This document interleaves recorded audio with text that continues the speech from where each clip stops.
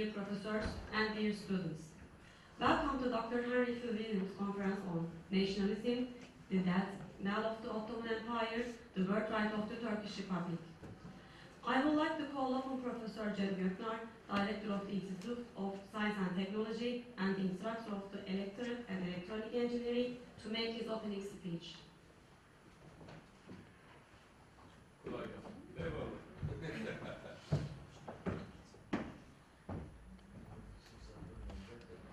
Hoş geldiniz hepiniz. Ben bir açış konuşması yapmayacağım uzun uzun. Biz Phil Williams'la 1988'de tanıştık. Tanıştığımız yerde çok enteresandı. Squash kortunda tanıştık. Çok hoş bir squash grubumuz oldu. Hep beraber gezdik.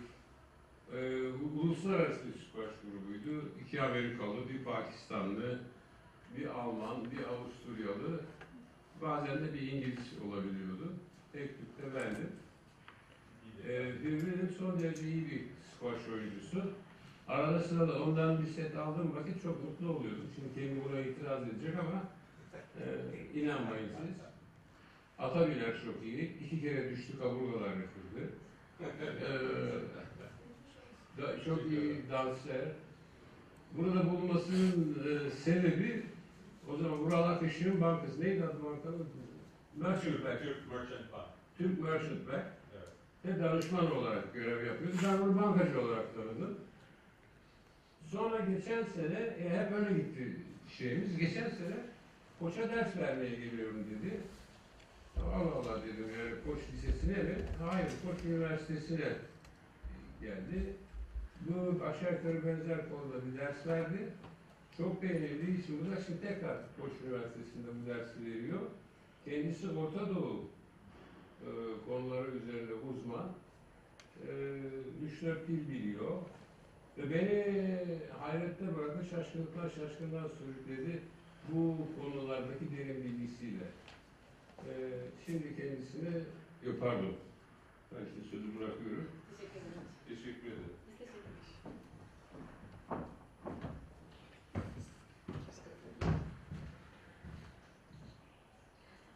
Before inviting our guest, I would like to share with you a short biography of his life.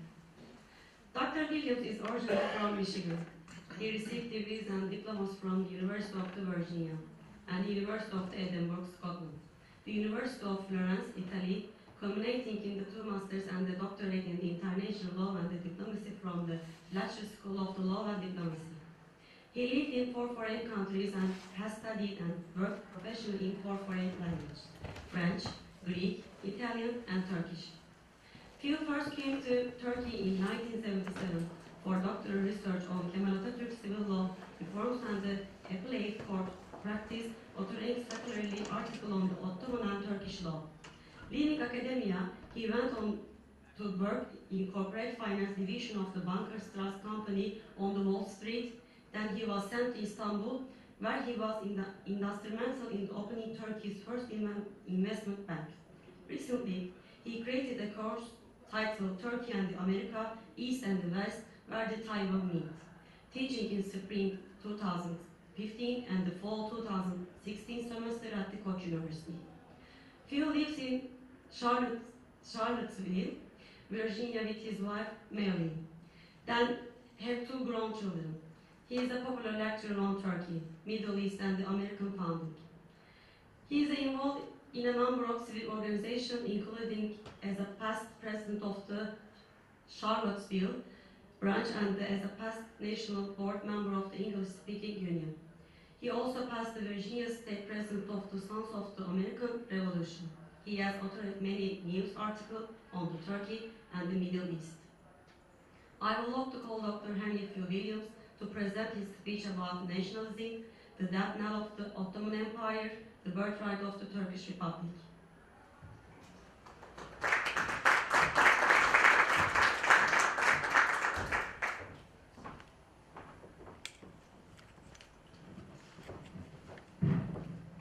Can you hear me?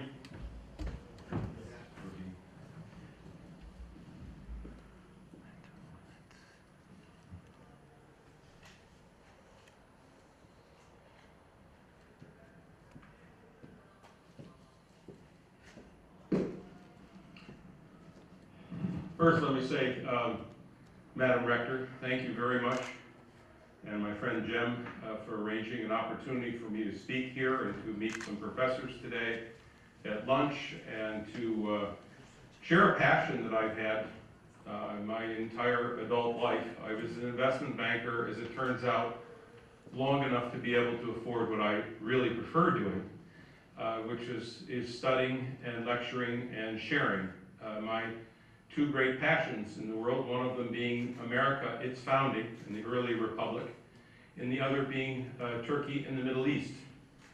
And I was asked by Director Umran İnan at Koç University to create whatever course I wanted. I probably came torpillen, her neyse. He had heard some things about me and heard me speak in Turkish after being away for 23 years, 3 years ago, and speaking about Turkish history, things that he didn't know or he had forgotten, and heard me speaking about the American history and about current events in the United States. We were at a dinner together, and he stood up in the middle of the dinner and said, he said some very flattering and nice things about me and said, anytime you can come, as long as you can come, we would be thrilled to have you come teach at Koç. You teach whatever you want, I'm not worried. So I agreed, and then I worried. What would I do? And I spent 15 months, basically 6 days a week, sabahdan geceye kadar, working on this course called Turkey and America, East and West, where the twain, ikisi, where the twain meet. And I have been the living embodiment of where the twain meet through my experiences, through my friends, through my dostlar in this country, the time I've spent here, and the time I've spent in America speaking about Turkey. Now, I speak about Turkey and about my own country constructively, critically, but constructively and in a balanced fashion. So I know enough about Turkey, and I know enough about my own country to know when to praise and to know when to criticize. So I've absolutely been thrilled to have this opportunity to teach in Turkey. Now I've been here in many capacities over the years, as you just heard, and it's great to be here doing something about which I'm so passionate. I suppose you might prefer to what might seem like an academic or arcane subject. You might prefer for me to speak about the Donald, or the Vladimir, or the Tayyip.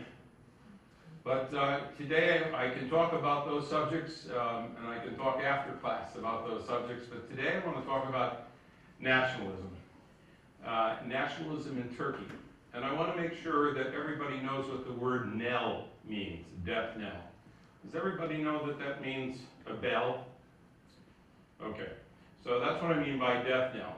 And one of the things that I want to demonstrate to you, in fact, is how ironic that the very movement that was so important in the dissolution of the Ottoman Empire, the very movement, the very spirit and concept of nationalism, is precisely the same concept by which İnönü, the nationalist, and Mustafa Kemal were able to, I think you say, kendi ipiğini çekmek, were able to use the same logic that justified the Greek revolt and justified subsequent revolts that I'll refer to.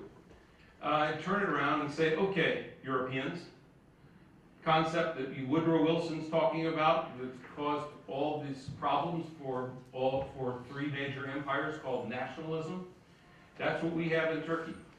And I'd like to tell you what I think a bit about the history of nationalism, because Turkey didn't have to invent it. They didn't have to invent it. They had to invent a government. They had lots of things to invent, and they had many more enemies than friends when it started. But they didn't have to invent the concept of nationalism.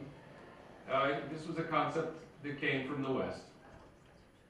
And I could give you a discussion of nationalism that would be from the point of a lawyer, a point of view of a sociologist, a point of view of a historian. In fact, I teach on a multidisciplinary basis because that's how I was educated in graduate school. So I take a lot of unconventional things that specialists don't consider when they talk about nationalism. But let me take you back to the history. Where does the concept of nation and nation state come from? We have examples in history of republics. Interestingly enough, the first bicameral legislature in history was right here in Anatolia, in Patara. Patara had an upper house, was based on the wealthy people who were important and powerful, and they had a lower house that was based on nüfus, based on population. We had Greek city-states. They succeeded for a while. They worked for small amounts of population, like 5,000 people in Athens or Sparta. And then we had a Roman Republic, which developed many laws, but it also failed. So the concept of republican government is an old concept, and how do you get from that concept to a concept of nation and nation state and nationalism? That is a long story in the West, and I prefer to have it start in Magna Carta in 1215. Why? Because the issue of sovereignty first received a test, its major test in the West, at Magna Carta. Now this wasn't the people of England, these were the barons and the bishops. 25 of them. I'm descended from one of them, by the way. 25 of them who told King John, King John, you cannot just raise taxes every time you want to go fight a battle in France, and by the way, especially when you lose them. So he said, you no longer have that right. We, as your knights, we will not fight if we do not have some input into the decision making. The king was not very happy about this, but the barons had control of all the resources that the king would need to fight, and the king gave in. And in 1215, in Runnymede, he signed something called Magna Carta, which was the first breach of the concept of the divine right of kings. And all this, everything I'm saying, now parallel yourself, put yourself into the Khalifa and to the Sultan, and start thinking in a parallel fashion the story I'm going to tell you, because what happened here, but it happened much later. It took a long time in the West to get from Magna Carta, where the concept of jury of one's peers was also introduced formally and was accepted by the king, and then what we call the writ of habeas corpus, which means you couldn't just throw somebody into the hapisane and leave him there without grounds for indefinite periods of time. So all of a sudden, it was no longer the totally unchecked divine right of a king to decide whatever he or she, as a queen, might want to do. There must be some consensus, and there is a concept of an individual, a kişi, that comes out of this concept of the right to a jury by your trials, and that comes out of the right of habeas corpus. You still have individuals, not a very well developed concept yet. If you're king, queen, bishop, you're important. Everybody else, nobody. But Magna Carta begins this story. I'm going to jump forward into a very interesting legacy. I'm going to move forward by 200 or 300 years from that point in time and talk very briefly about the Abbasid and the Baghdad Abbasid and the Al-Andalus legacies.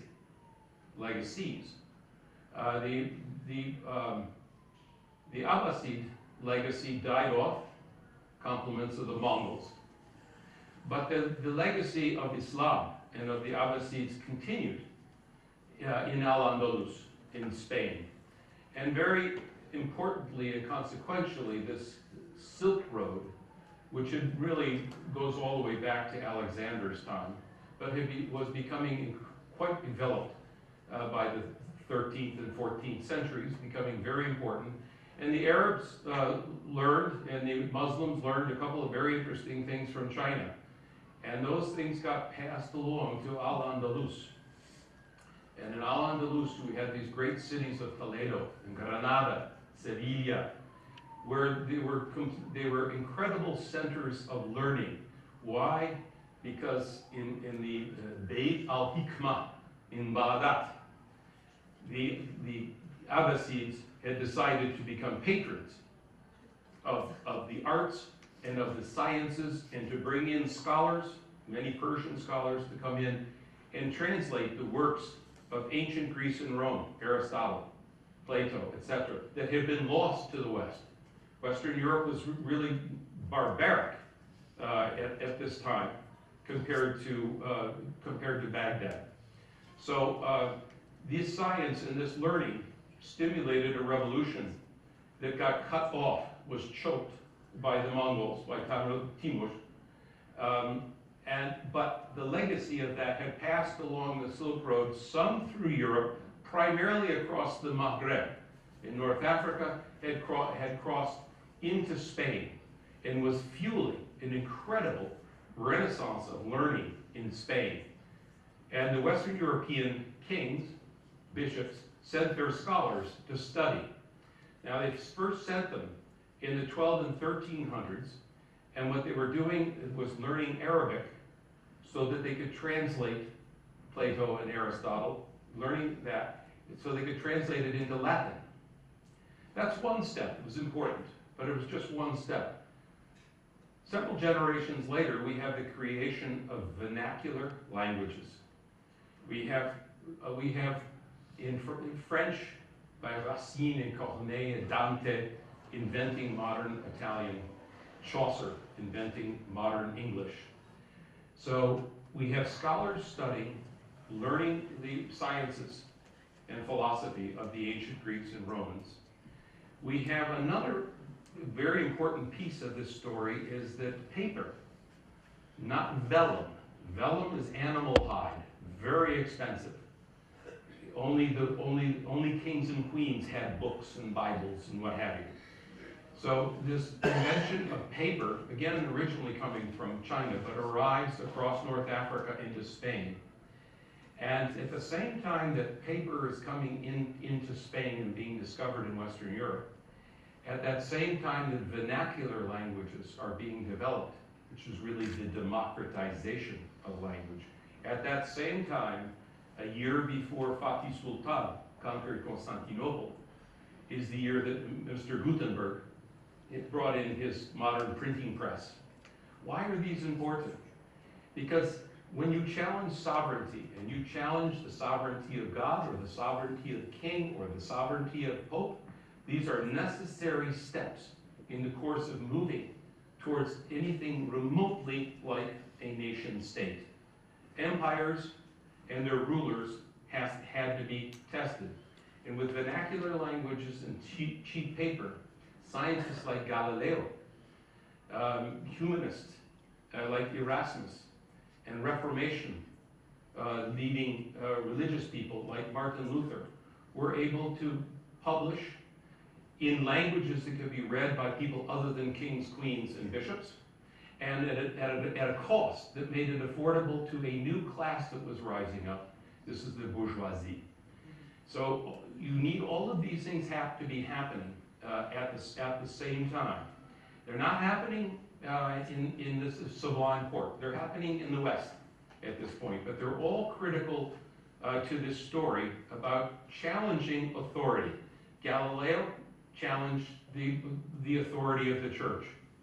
Erasmus was an apologist for the church, but believed that rational thinking should be introduced and reform should be introduced in the Catholic Church. And Martin Luther and the Protestant Reformation were totally against the whole concept of Rome and the papacy in general. So now you have new sources of challenge to sovereignty, both ecclesiastical and political. This is necessary. Now you have a means of spreading the word. In Erasmus and Martin Luther's lifetime, in their lifetime, it's estimated that 300,000 copies of their works were printed in their lifetime of each of those men. 200 years earlier, there weren't 300,000 copies of anything in all of Western Europe. So you have this democratization of language that's coming about, the beginnings of a technical revolution for which Al-Andalus and the Muslim legacy is absolutely critical to the Renaissance. The challenge is coming now from new classes and from Reformation thinkers. Now it takes another step in this evolution towards cracking the divinity of sovereignty and challenging the concept of sovereignty. We have holy wars. At the end of the holy wars, we have a treaty called the Treaty of Westphalia, signed in 1648. Why is that important? That's important because this is the first time that the empire and Catholicism were specifically being challenged by virtue of the fact that now new states were being recognized and would be recognized with their own borders and sovereignty now within the princedoms or the kingdoms or the states' authority that was now supreme, was no longer governed in Rome or no longer necessarily governed by an emperor. Now, not all these states changed right away. We had three major empires. We had the Habsburg Empire, we had the Romanov Empire, and we had an Ottoman Empire. So the changes were slow, but they began in Northern Europe. They began with the concept of a nation state where the sovereign was responsible for his citizens, not necessarily his subjects. In the empire states, they were still subjects, but now in the non-empire states, the concept of citizen arrives. Continuing the elevation of the concept of the individual self. This brings about the new concept of social contract. Hobbes and Locke, the preeminent luminaries of the English Enlightenment, who called into question the authority of the Leviathan, of the emperor, of the ruler, and suggested that there must be some responsibility to the ruled, and the ruled must have some authority with respect to the ruler. This comes out of the English Enlightenment. It receives its fruition in the Glorious Revolution of 1688 in England, where the Stuart dynasty of kings were thrown out of England, Protestantism was established, and a parliament was accepted for the first time, a working parliament. Now, it will be a long time before 1876 when Turkey gets its first meclis. So just keep running a parallel in your mind, the story I'm telling you. So they get a parliament, and then the French begin, the French Enlightenment begins. And people like Montesquieu, who bring this concept of the balances that need to be maintained with new classes now, between ruled and rulers, and the concept of having a parliament and having an independent judiciary, and creating what we now call, in America made most famous in its constitution, the checks and balances of the three great powers that organize a Republican democratic state. So these are tremendous advances. And these people writing at the time were, of course, considered revolutionaries. You can't imagine a French king that was very excited about what Montesquieu was saying, and especially about what Rousseau was saying, because Rousseau was also appealing to the third level. He was speaking also to the representation by what came to be known as the proletariat, the working class that came out of the Industrial Revolution that was taking place in the West. So all these steps are important. We have a concept of nation state. We have beginnings of checks and balances against sovereign rule and sovereign power coming to bear. We have the democratization of languages and information explosion really taking place in Europe at that time. Thomas Jefferson and the American founders, like the literati, the elites of Europe, were reading the same. They were reading the same English Enlightenment scholars and the French Enlightenment scholars. So our revolution is incredibly informed by this history of Magna Carta to the Parliament of the Glorious Revolution, to the writings of Montesquieu and Rousseau, because Rousseau is the guy that says the individual in nature, it has natural rights. And it was this evolution, another key step in the evolution of a nation state. This culminates in the American Revolution. This is really the activation of all those concepts. In fact, the nationalism that was the death knell of the Ottoman Empire was a nationalism that most famously began in my country, in America. We broke off. We said, no taxation without representation. This was not easy. One of the other hallmarks of the creation of all nation states, including Turkey, is that while all of these have external threats, they all have internal threats as well. America, I'm one of the few people that's sort of taken hold of this idea and run with it. Most people think of the American Civil War as the war that took place in the 1860s in America. I argue that's America's third Civil War. And I'm not going to take your time today, but I can prove to you all day long that while we were fighting king and parliament in England, loyalists and Whigs, Tories and rebels were killing each other in ferocious ways in the United States. It was as much a civil war as the civil war that Mustafa Kemal faced when he not only had to deal with foreign threats, but he also had to deal with the Ottomans, had to deal with the Armenians, and had to deal with the Kurds. There's something very, very similar to all these national movements. So now let me switch over. These are the basic ingredients of a nation state and what began to spawn this nationalist movement. So the big empire, the three big empires of the world, everything was all set in the Congress of Vienna in 1815. The whole world was organized and relaxed. Okay, we've now defeated Napoleon. We have a new world here, we have a new world order, and Henry Kissinger could write his doctoral dissertation. So everything was all calm, but not for long. The Greek Revolt. Now, one of the things that you see that you need for a nationalist movement is you need a charismatic leader. You need a Kolokotronis, a Cavour, a Bismarck, a Garibaldi, a Mustafa Kemal. These are basic ingredients for any successful one. You will have external threats. You also need external support. What happened to the Greek Revolt in the 1820s? It obtained external support from England, in particular, who wrote very lovingly and wistfully about what the Greeks would eventually call, and we all know as to megaloide. They would talk about the glory that was Greece, and they would romanticize the concept of democracy being the cradle of Western civilization. Lord George Byron would write poetry, and he would fight as a rebel in Mussolini.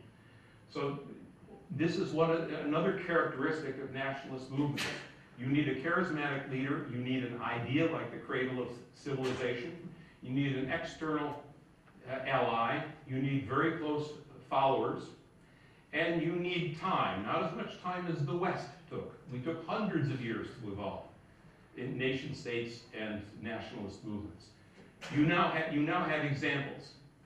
And the Greeks had examples, and Mehmet Ali had an example, and we'll go through this briefly, but with their external examples.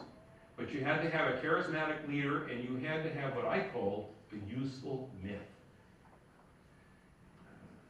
In Turkey's case, people did not fight in the nationalist movement for the Khalifa. They didn't fight for the Ümmet. They were fighting with the Westernizers, and the Young Turks were fighting with the notions that came from people like Mehmet Kemal, who were talking about a vatan, who were talking about a nation and using that German concept of fatherland. Now, the Sultan could send out, you know, a fatwa calling all the faithful to fight. But in fact, when it came time for the independence movement, the Sultan's time was up. And there had to be a new idea. And that new idea was the same idea that the Greeks had 100 years earlier, that was supported by the West, this concept of nationalism. So then the Turks would be able to take advantage of that. But I go too far ahead in my story. Let's come back to the Ottoman Empire. The breaks in concepts of sovereignty, I can maintain they actually go back to the Selçuk divide between the Abbasid Khalifa and the Selçuk Sultanate. It was the beginning of the first bifurcation of rule in the Islamic world. I will tell you that Kanuni Mustafa, Kanuni Suleiman, created the second area of a breach where he began to presume, using fiqh properly, he began to presume on the jurisdiction and sovereignty of the Sheikhul Islam, the ulama, and Islam, by creating a new form of law called Idari Kanunu. Without it, the Ottoman Empire would have collapsed sooner. If Kanuni Suleiman's successors, his children, had been as good as he is, the empire would have lasted, would have been more flexible, better adapted to the contest that it was now engaged in with the West. It looked great in Suleiman's time, but if you begin all by 1690, well, failing to take Vienna for lots of different reasons, is the sort of beginning of the end of a story, for lack of a better bookmark. But let's roll forward to the concept of capitulation. This is very hard for Turks. I understand this completely. Interestingly enough, the first capitulation were given out of power by Suleiman to Francis I, for example. It was from power. By the 19th century, the capitulations were being given out of weakness. And this left this terrible legacy of pain. And it's what made it so hard for the Tanzimat reforms to succeed. Because even if the reforms were Western inspired and were essentially good, the minute you left Istanbul and went to the Tashra, you would find the Abbes, nobody was interested in pushing the new reforms. But the reform movement began. And if you begin with the Edict of Gulhane, you'll find something very interesting. Of course, it begins by saying our primary problem with our embassy, the primary problem with the Ottoman Empire, this is 1839. The primary problem with the empire is that we're not dedicated enough to Sharia. Well, in fact, that was basically a ruse to say, okay, we're not dedicated to Sharia, but the answers are in the next series of reform articles, which are the beginnings of secular concepts in Turkey. We don't need to discuss all the reform movements and all the history of the Tanzimat. Suffice it to say that it was Western inspired, that your modernists, your young Turks, your military people were reading Namık Kemal. Before that, they were reading Max Weber and Emil Durkheim. And they're learning concepts of their fatherland, apatria, and they're absorbing concepts of secular republican democracy that's taking place and taking greater and greater hold in the Western world. In the meantime, Turkey is watching itself lose one battle after another. First the Greeks, then to Mehmet Ali, the Khedive in Egypt, militarily, especially his navy, forced the Turks to go and get help from the Romanovs. And it wasn't 13, 14 years after that the French and English came together with the Ottomans to go after the Romanovs in Sevastopol and Balaclava. Such was the movement of the balance of power, such was the fragility of the quote-unquote sick man of Europe, the Ottoman Empire. But this continues, and in the Russo-Turkish War, which probably should never have been initiated by the Turks, in 1878, 79, ends up in a treaty where the Ottoman Empire gets smaller again. Turkey gets England gets Cyprus. The new state of Romania is created. Bulgaria is turned into a principality. Slowly but surely, the Ottoman Empire is shrinking during this process. It will continue. It does continue. It continues into the Balkan Wars and in Libya. And each one of these wars, the empire is getting weaker and smaller, giving rise to the governments coming in to try to restore the 1876 Meclis, restore some of the reforms. Long and short of it, too little, too late. It was finished. Interestingly enough, it was a nationalist who basically was the spark for the beginning of the Great War in Serbia with the assassination of the Archduke Ferdinand. It was a Serbian nationalist. Again, nationalism. In the end, 3 empires died. The Romanovs, the Ottoman, and the Habsburg died in the course of the 4 years of the Great War. But from those ashes, you had the ingredients of a nation state. The nationalists were feeling their way. What they knew is that the Sultan, the Ottoman Muslim elite were all under the control and the occupation of the British. Everybody knew from the time that the Bolsheviks took Russia out of the First World War about this Sykes-Picot agreement, dividing up virtually all of the Ottoman Empire, going to one foreign country after another. So he's sitting there saying, you know, this is a good thing that I've been sent out here to disband the army in central Anatolia, because he knew that, and his followers and his supporters and many people knew that the Ottoman Empire was at its end, and who would know what would be left? Who would know what would be left when all the foreign powers got through dividing up the country? So one of the things you need to fuel a nationalist movement is you need some kind of external catalyst. You need an external threat. The day that Mustafa Kemal sets foot in Samsun off the Bandırma is the day that General Venizelos enters Anatolia with an army. So if you're in the business of trying to get people who have been fighting non-stop since 1911, Turkish people have been fighting non-stop, who were poor, exhausted, starving, and tired. You told them, look, there's something called the Sykes-Picot Agreement. If you're not willing, if you don't fight now, I can promise you, you will be ruled. You will be ruled by Yavush. So when you have no energy and you're backed in a corner, you fight. So people join the cause. He needed to legitimize the cause, but he was the charismatic individual. He was Mr. Çunukbayır. He was the man who had an incredible reputation around which people could bind themselves, like the Kolokotronis, like Cavour, around whom they could bind themselves with a close following. And miracle of all miracles, Mustafa Kemal makes his first deal with the Bolsheviks of any foreign country.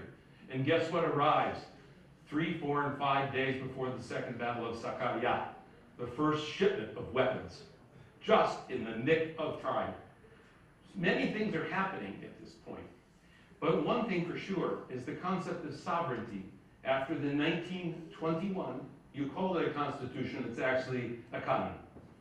It was the 1921 kanun, or what people call the first constitution, had only 23 articles in it, but it had a few important things. One is that the concept of a nation is recognized. 2, the Sultan is delegitimized.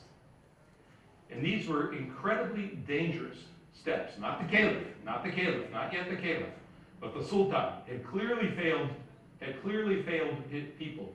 So that he seized upon that, and he said that we will be a government with ministers, and we will recognize local governing authorities. This was important because He didn't want to also be fighting at the same time the Kurds and the Armenians, that he was fighting the English and French in the east, and the Brits were in Constantinople, and the Greek army was in western Anatolia. Very clever the way they moved these things along, but those ingredients that I'm telling you were necessary to create a nation state are already in place by 1921. You have a constitution, you have a leader, you have some external support, initially albeit from the Bolsheviks. You have a Western set of allies who are also totally exhausted from war, and you are fighting for your very survival. So these are key ingredients in the success of the establishment of a nation state. This story would only continue. The Treaty of Sèvres was another, it was like throwing meat to the lions. Go out and tell the people that exactly what we told you in Sykes-Picot is exactly what's going to happen. Look at the results of the negotiations at Sèvres. We fight. We fight on. They fight, and they move to Mudanya. They get a peace treaty signed with the Italians, the French, and the British. And this is one more important step. And then they write a constitution. And they write that constitution after what negotiations? The Treaty of Lausanne. After all, it was the nation-state principle. It was the nation-state principle as seen through the Wilsonian concept of the right of self-determination. That was the basis for the Greek Revolution 100 years earlier. Now becomes the basis for the establishment of a Turkish government for a Turkish nation state.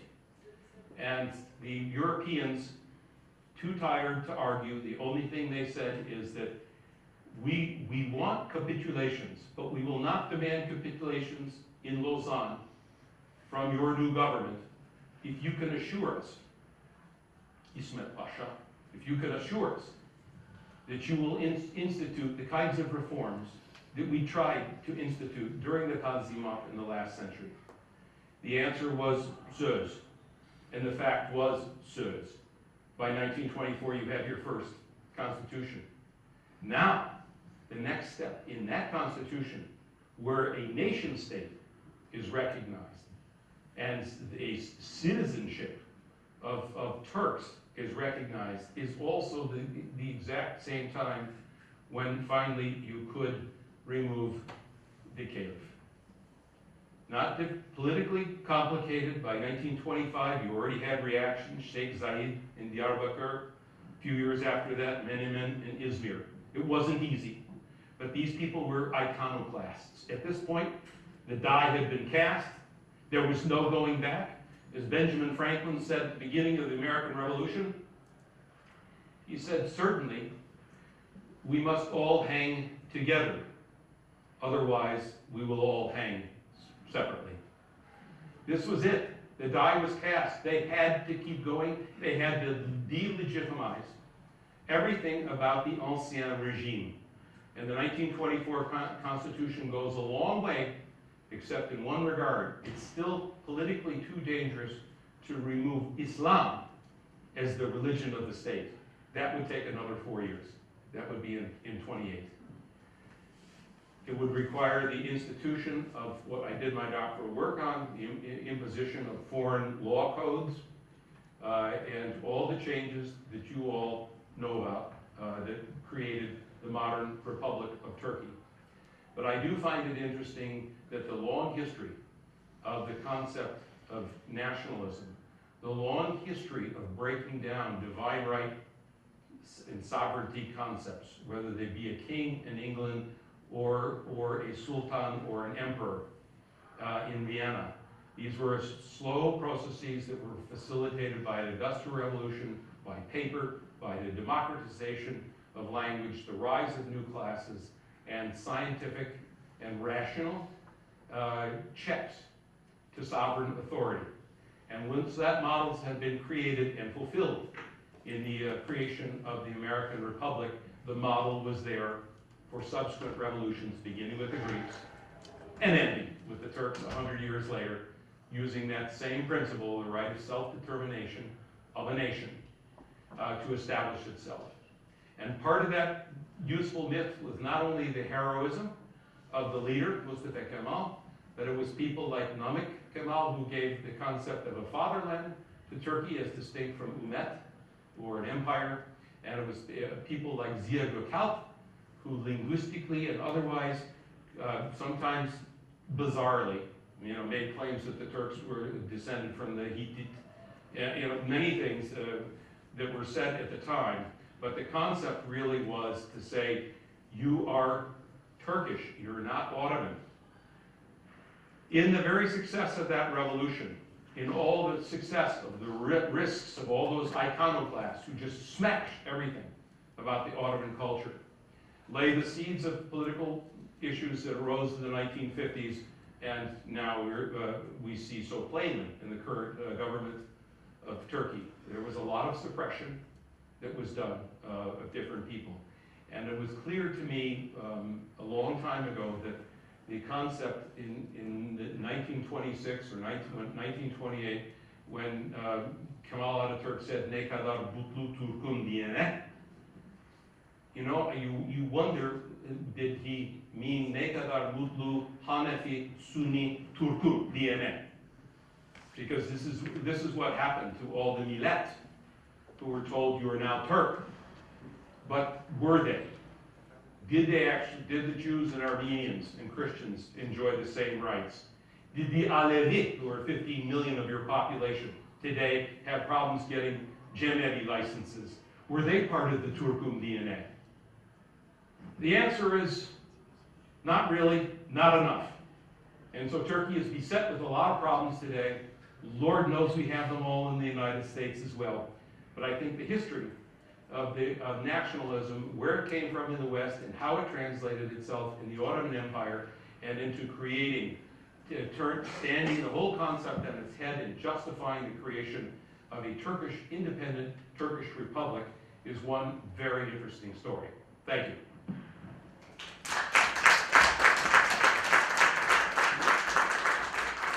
I guess I didn't need my notes.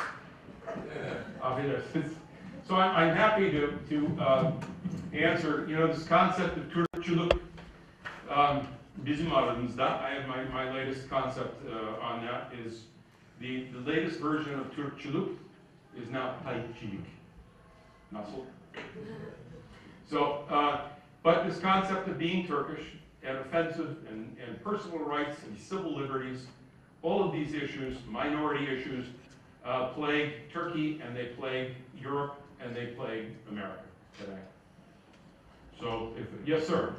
Well, I was a freshman at Robert College, where the mines were open. Yes. And we had a professor who taught us Turkish history, the history of the Republic and Atatürk.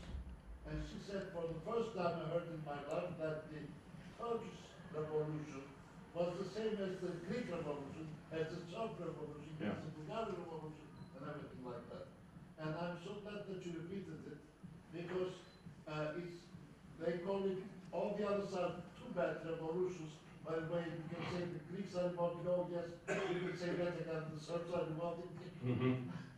But I mean involved in here, that they are horrible. But the Turkish Revolution was exactly the same thing. It's 100 years later, it has the same rationale. Yeah, exactly. And it was a very good analysis of the whole thing that you did, except that the nationalism has turned into a fanaticism right now, with what you call Türkçülük, and it's not about the nationalism that Atatürk and his co-workers had in mind. Umumi olarak ben karışmam. Poliorem ama. So, by the way, you said 1588 crumbled the first Congress. No, 1688 was the Glorious Revolution. No, you said the first parliament in Britain. Yes, Cromwell's government, it didn't last, it failed. It was only there for 9 years. It was reestablished because the model was established by the Roundheads. You're exactly right. It was reestablished, permanently established, and continued from the 1688 time. but the Roundheads, the Cromwellians, were the first ones that established it. All coming out of this change in social contract. Exactly. But Rome turned into a sort of dictatorship somehow. It affected the whole thing. Those things happen, you know. Any other questions? Yeah. What should have been better to say? What would be better to say instead of Demir Türkiye? What should the motto be? If you don't like that. Well, it's not that I don't like it. My point was that it meant one thing to the Staatsvolk. It meant one thing to the Sunni majority. It never meant the same thing to people who were not 100% part of that majority. And the sad thing is that the differences that might have been felt in the 1920s and 1930s are differences that have been magnified and that are on steroids today. Same problem. I don't know the answer because I sympathize with his problem. His problem, he has a multicultural, multi-ethnic, multiracial empire, the remains of which he now has to create this concept of being Turkish. So they do a lot of mühendislik work, a lot of engineering, social, legal, political engineering, to try to fabricate a concept. But at the end of the day, not everybody felt they had the same franchise, and they didn't have the same franchise, and we're paying for it today. I don't know if he could have been more gentle, as I said, like Benjamin Franklin. You know, once the die was cast, you had to smash everything. You literally had to be the iconoclast. You had to smash everything. You didn't have the luxury of taking 100 years or 700 years to do this process. You had to do it quickly or it would fail. It had to happen quickly or it would fail. So I totally sympathize with the nationalists and what they did. And the only thing I can tell you for sure is that for whatever the shortcomings of the nationalists were, however draconian the new laws and rules that they had put forth in modern Turkey, the results, by comparison to your neighbors, have been nothing short of extraordinary. And this is a legacy that should not be tarnished. And I think October 29th and 9:05 on November 11th, as best I can recall in the news and what I saw, I think there are many people who feel very seriously about the threat to the secular laïc establishment in Turkey. And I don't blame them. And all I can tell you is that as an American here, I feel a bit vulnerable. I try to tell people I'm Akademisyen Dr, and if that doesn't work, I say I'm Canadian. But in fact, I feel like this is the worst time. This is worse than when I was last here, right after the Cypriot invasion, Cypriot intervention. I arrived in '77, so that was new news at the time, and the relationships with America beginning to go down in Lyndon Baines Johnson's time, 1964, when communal strife broke out on the island of Cyprus.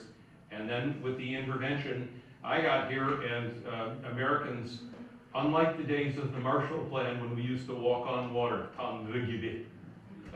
we weren't part of Europe. The Turks trusted us. Even the Sultan trusted us. That's why the Sultan established a commercial relationship with America in 1830, and we sent our first ambassador, Sinbad Porter, because he had been told, don't bother with the Americans. The British in particular, don't bother with the Americans. They're not really very significant. But when the British supported the Greeks in the Greek revolt, all of a sudden the Sultan said, would you call those Americans back again?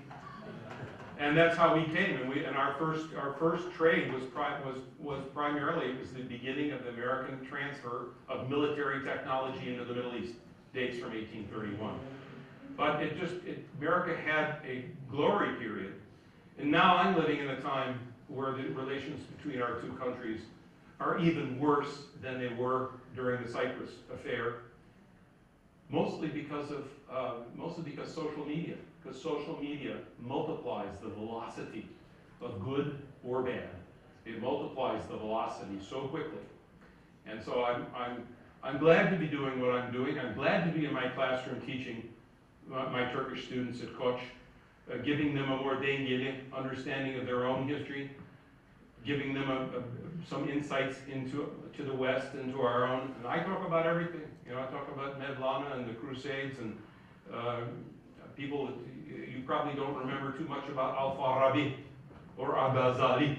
Al-Ghazali, he mainstreamed Sufism. He made people like Shams Tabriz and Mevlana acceptable because his interpretation of the Quran was accepted that Allah asked for diversity in the culture, and diverse thought and fiqh is not something that can only be done by the ulama.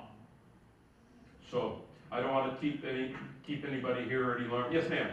Well, thank you very much for this very interesting deliverance. But I have one question about self-determination. Now, United Nations also has a provision on it. And where do you think self-determination is moving to these days? For example, again, with respect to your country and my country here. That's an excellent question. What are you doing for the rest of the day? I think I say that's a question because it's something I'm talking to my students now. I started back 2,000 years ago, 2.5 months ago. So we've now passed the revolution, and we're talking about minority rights and modern civil rights and şimdilik olaylar. But this business of self-determination, the whole concept of nationalism in general is under threat. And it's under threat for a variety of reasons. One of them is because we live in a cyber world where traditional borders don't seem to be very difficult to establish, more difficult to police, and where people's loyalties, because of social media, because of Skype, it used to be you came to America and it took 3 generations. You could understand Büyük Baba and Büyük Anne when they were speaking Türkçe, but you couldn't speak Türkçe. This was true for all the minorities, all the ethnic groups that had been coming to the United States, 25 million of whom came to America between 1840 and 1930. 25 million came. The history was you basically said goodbye, eyvallah, to your home country. You could write a letter. It might get there, it might not. So maintaining the link with your former national group, your former kabile, whatever your identity was geographically and physically confounded at the time. It isn't any longer. So this concept of self-determination, this importance of self, the importance of identity within communities as opposed to nation states, in the absence of a war. War does a great thing because it brings people from Texas and Brooklyn together. You know, it brings rich and poor people together. That's the only good thing that you can say about war, because it helps in the bonding process. Because the bonding process today, the governance problems in the cyber world are death-defyingly complicated. When you can be sitting there on Skype, maintaining your dual loyalty with the people you came from, where you came. You're on Skype talking to Adana. You're on Skype talking to Mexico City. You're on Skype talking to Ghana. It's harder to think of yourself as an American when you can continue to indulge your language, indulge your customs, not on just holidays, but where it happens every day. Now we end up with a world where identity politics are everything, where because the majority of population in southern Florida and southern California and on the borders of Texas demand, and we now accept Spanish as a second official language.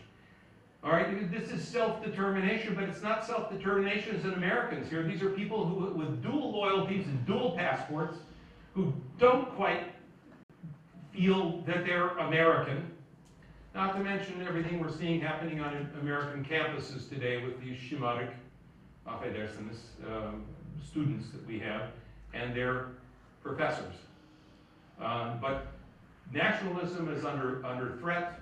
It's difficult to manage. Here, Turkey is having to deal with a lot of cross-border issues. And if you realize that Alevi in Hatay are sympathetic to Alevites in Damascus, who are sympathetic to Shia in Tehran, you begin to understand in this world of modern technology how complicated it is to rule.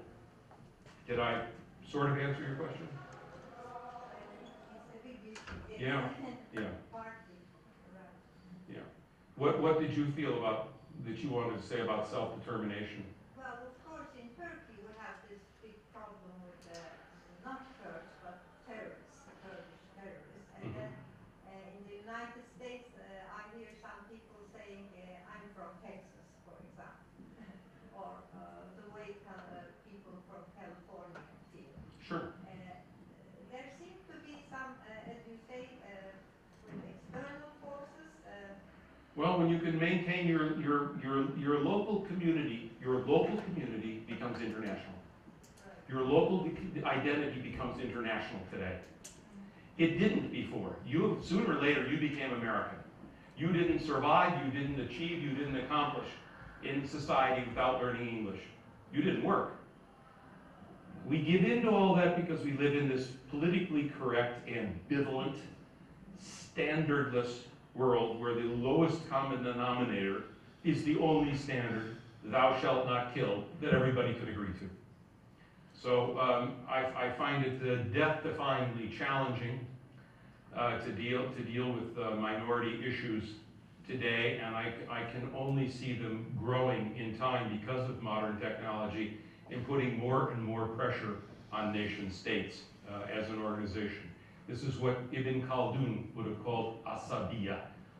You know, what is the motivating, animating force behind the movement? Well, the nation state was the motivating, animating asabiya in the West for a couple of hundred years, and it went a long way.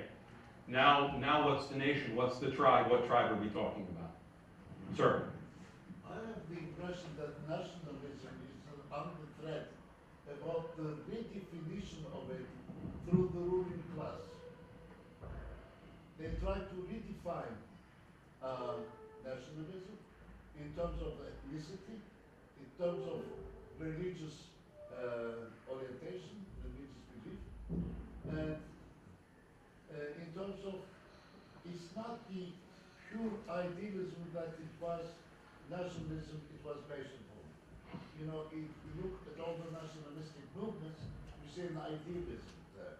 Right now it's the redefinition, and you probably know the so-called nationalistic party that we have, how it defines the nationalism. It says, we don't care about European Union, we don't care about Shanghai, it's Turan, or it says Turkish, but anyway, it's Turan what it means. I blame this all on the French. It's called chauvinisme. But I think the threat is there. And you said earlier something that people should be informed about their DNA composition so that at least they don't have the xenophobia that they have. Yes. They don't have prejudice about other ethnicities. And right now, if you ask any middle of the road Turk, they will all say that the Turks are all terrorists. The Kurds are not all terrorists. And I'm so glad Mustafa Kemal Atatürk defined ne mutlu Türk diye, because I can say that of somebody who's of Greek origin, and I act according to the idea. But according to the general public, probably I'm a no-no here. Well, we've had radicalism. I had a problem with Dev Sol and lived with bodyguards in the 1980s. So radicalism, unfortunately, of one kind or another. The problem is that I think that radicalism, as bad as the Kurdish separatist concern is, radicalism in the form of jihad is the great cross to be born in the 21st century by the world. Unfortunately, it's been hijacked. Remember, 2 years ago, June, al-Baghdadi in the Mimbar, in Mosul gets up and he says, one of the things that we will revenge in my Khalifa is Sykes-Picot. It takes me back to William Faulkner, who said, history is dead, not dead, it's not even past. That is never truer. It's true all over the world, but never truer than in the Middle East. And here's somebody in a pulpit 2 years ago talking about Sykes-Picot and who's suçlu. So, geçmiş olsun diyorum. We have plenty of problems in our country. Yes, Madam Rector. I was just going to echo something Yorgo just said, and not to be too much of a semanticist, but the sentence is ne mutlu Türk'üm diyene, not ne mutlu Türklere, ne mutlu Türk olana. Yeah. So the idea was there. It's just been, absolutely, it's just been redefined in a way that, as you said, put differences on steroids. Well, when you realize what that construction was, and what Ziya Gökalp had in mind, that Türk'üm was in English, I refer to that as homogenization of races and ethnicities. It's telling you who you are. No, you're not Kurd, you're a mountain Turk. I mean, in fairness, what it is, it says, you are all now Turks. The good news is you're all citizens, you're not millet, in principle. Kağıt üzere. But it is in fact a part of this legal engineering and social engineering that says you are all Turks now. And this, all I'm saying is that I think that he had to do that for the revolution to survive. I'm saying you pay a price for that today with people who want to redefine the national principle of what it means to be Turkish. Thank you very much.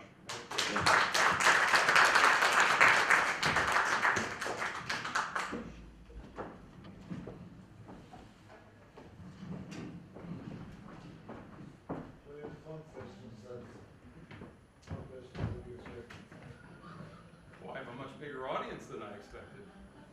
Ne kadar şanslıyım valla. Teşekkürler.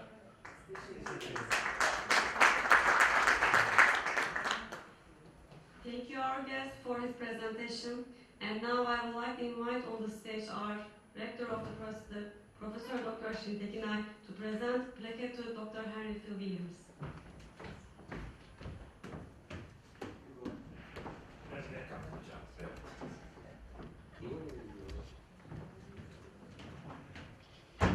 Teşekkürler, ağzınıza sağlık.